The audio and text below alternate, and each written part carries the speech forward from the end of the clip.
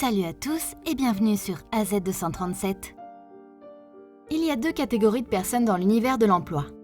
Ceux qui aiment vraiment leur travail et lui accordent une place importante dans leur vie, et ceux qui au contraire détestent ce qu'ils font, mais comme c'est la seule source de revenus, ils sont simplement obligés d'aller travailler. Mais quels que soient les deux types de personnes, les gens détestent souvent leur patron.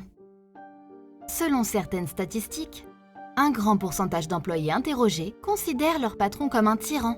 D'autres ont déclaré que leur patron aimait humilier les employés, et seuls quelques-uns ont décrit leur patron comme un dirigeant attentif et digne qu'ils étaient prêts à suivre.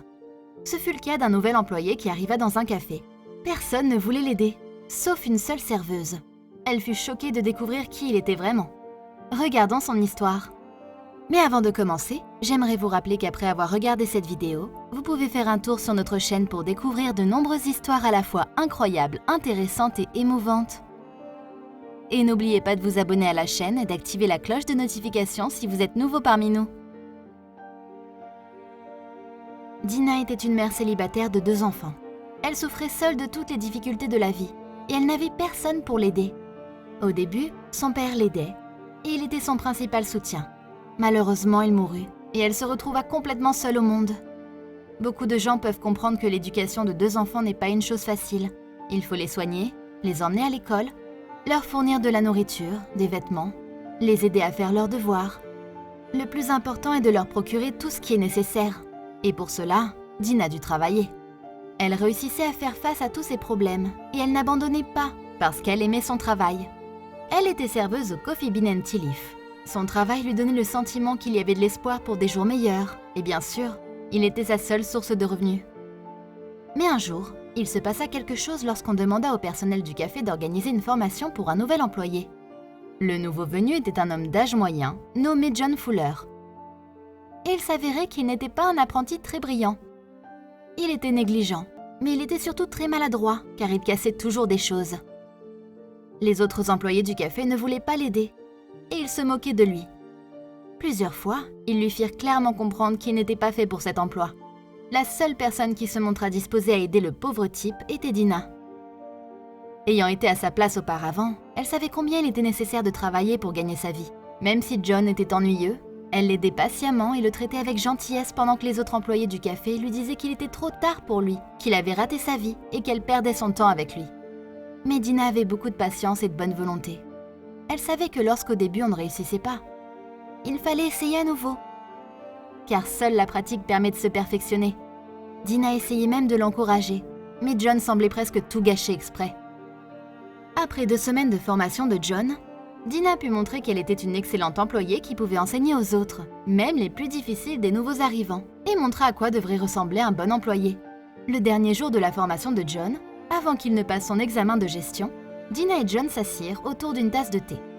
Son quart d'heure de travail était terminé, mais elle resta délibérément plus longtemps pour revoir tous les détails avec lui, afin de l'aider à passer l'entrevue du lendemain. Ils commencèrent soudainement une conversation informelle, et elle lui raconta sa triste histoire. Son mari l'avait quittée dès qu'elle donna naissance à son 2e enfant. Elle n'avait pas assez d'argent à l'époque, et désormais elle devait gagner sa vie pour sa famille. En plus de cela, elle eut de graves problèmes de santé qui nécessitaient beaucoup d'argent. Mais elle s'était battue. Et aujourd'hui, elle parvenait à s'occuper de ses filles modestement et dignement. Elle rêvait d'obtenir un diplôme universitaire afin d'obtenir un emploi mieux rémunéré. Mais ce n'était que des rêves. Après avoir écouté son histoire, John fut ému et lui demanda pourquoi elle n'était pas pressée de rentrer à la maison pour retrouver ses enfants après le travail. Elle lui répondit qu'elle voulait l'aider. Après tout, elle pensait qu'il avait vraiment besoin de ce travail. Elle rentra chez elle, ne sachant pas ce que le lendemain lui réservait. Le matin, elle se rendit au café comme d'habitude et elle revit John. À sa grande surprise, il ne se comportait pas comme d'habitude. Rien ne lui tombait des mains et il avait même l'air différent. Mais le comportement du gérant de café et des autres membres du personnel était encore plus surprenant. Pourquoi ? Il s'avérait que John n'était pas un nouvel employé, mais un copropriétaire de la franchise de café. Pour savoir comment les choses se passaient vraiment, comment son personnel fonctionnait et comment le responsable de chaque café se comportait, il se déguisa en employé ordinaire. Il pouvait voir que Dina était surprise et confuse en même temps. Elle ne pouvait pas croire que l'homme avec qui elle était occupée à s'entraîner pendant 2 semaines, avec qui elle buvait du thé hier soir, était président et copropriétaire de cette grande franchise de café fondée en 1963 avec plus d'1 millier d'établissements dans 31 pays. Mais la surprise pour Dina ne s'arrêta pas là. John était tellement touché par son histoire, ainsi que par l'extrême gentillesse dont elle avait fait preuve envers lui, qu'il voulait l'aider en retour. Il paya $20 000 pour son éducation afin qu'elle puisse faire de son rêve de diplôme universitaire une réalité. Puis il paya $40 000 pour l'éducation de ses enfants. Il déclara qu'une telle personne devrait avoir une vie heureuse. Il promit également que dès que Dina serait diplômée de l'université, il lui donnerait une position de leader dans l'entreprise. Elle ne pouvait tout simplement pas croire ce qui se passait. Elle essuya juste en silence les larmes de son visage.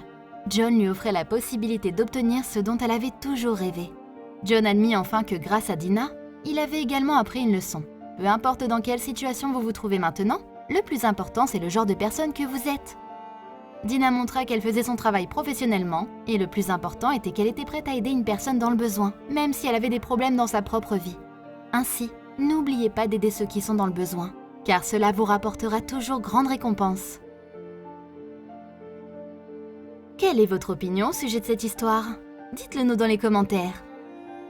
Si vous avez aimé cette vidéo, alors cliquez sur le bouton j'aime et partagez-la autour de vous. À très bientôt sur AZ237.